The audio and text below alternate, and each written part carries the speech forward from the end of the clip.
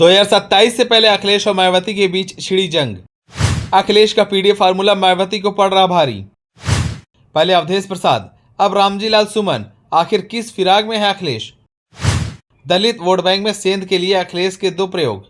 चलिए आपको बताते हैं। आबादी के लिहाज से देश के सबसे बड़े सूबे उत्तर प्रदेश की सियासत में पिछड़ा और दलित पॉलिटिक्स पर क्षेत्रीय दलों का जोर रहा है। अन्य पिछड़ा वर्ग खासकर यादव और अल्पसंख्यक वोट बैंक समाजवादी पार्टी के साथ रहा तो दलित वोटर्स काशीराम की बनाई हुई बहुजन समाज पार्टी के साथ रहे। अब सूबे की सियासत का डायनेमिक्स बदल रहा है। साल 2014 के आम चुनाव के बाद जहां गैर यादव ओबीसी के बीच भारतीय जनता पार्टी सबसे बड़ी पार्टी बनकर उभरी है, वहीं सपा भी यादव मुस्लिम समीकरण से आगे बढ़ पीडीए यानी कि पिछड़ा दलित अल्पसंख्यक के फार्मूले पर आगे बढ़ रही है। पिछड़ा और अल्पसंख्यक वर्ग में कभी पार्टी की पैठ बहुत मजबूत रही है।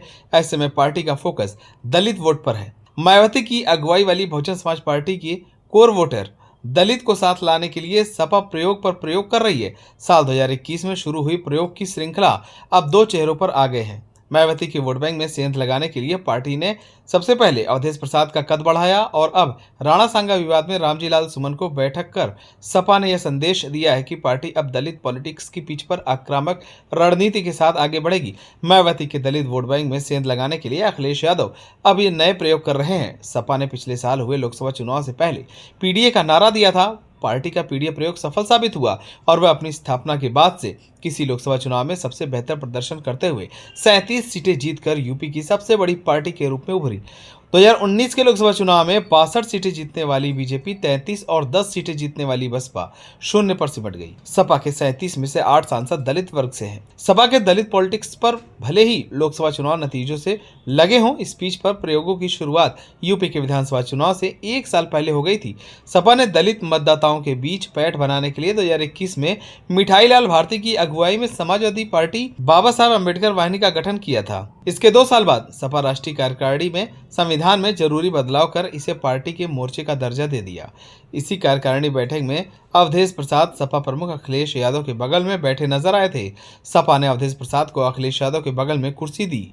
संविधान निर्माता डॉक्टर भीमराव अंबेडकर और बसपा संस्थापक कांशीराम की जयंती पर पूरे प्रदेश में मनाई गई संदेशों प्रतीकों की सियासत का गाढ़ा रंग 1 साल बाद हुए लोकसभा चुनाव के नतीजों में दिखा। अवधेश प्रसाद अयोध्या की सामान्य सीट से खुद संसद पहुंचे और 21% दलित आबादी वाले राज्य में दलितों की पार्टी बसपा का वोट शेयर 9% पर सिमट गया। दलित वर्ग को देखें तो पिछले कुछ वर्षों में यह जाटव और गैर जाटव में बढ़ गया।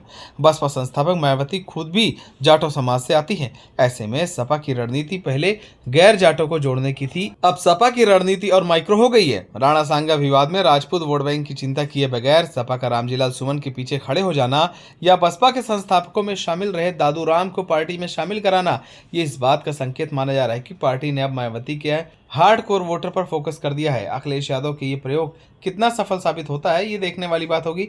आप सभी को क्या लगता है, हमें कमेंट कर जरूरत है। अगर आप नए हैं तो हमारे चैनल को सब्सक्राइब करें।